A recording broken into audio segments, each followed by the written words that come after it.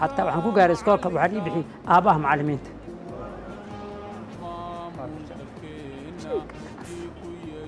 أهلا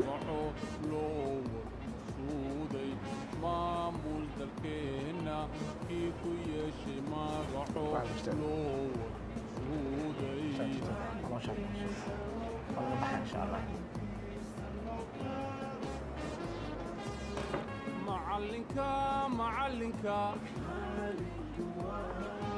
maamul dalkeena kii ku yeeshay magaco loo warsuuday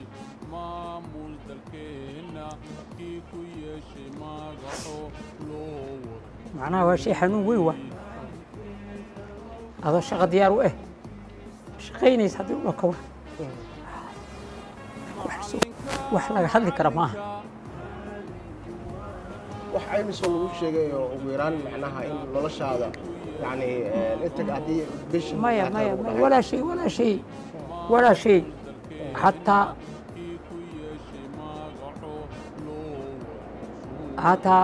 مرتب كوير حتى وقول وين أنا أبغى أتصدق وعن راي فضلا أنت ورلا بلابن وعن راي لبده قلين هل قلنا هاليسيو ونيجي ذاهب إذا سود يرجرودينه يا لبده قلين إن هل قلين ليسيو أن كتلنا ما يعلين كحوين ما هو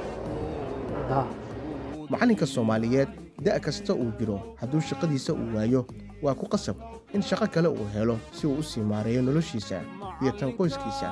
dalkeena wali uma diyaarsana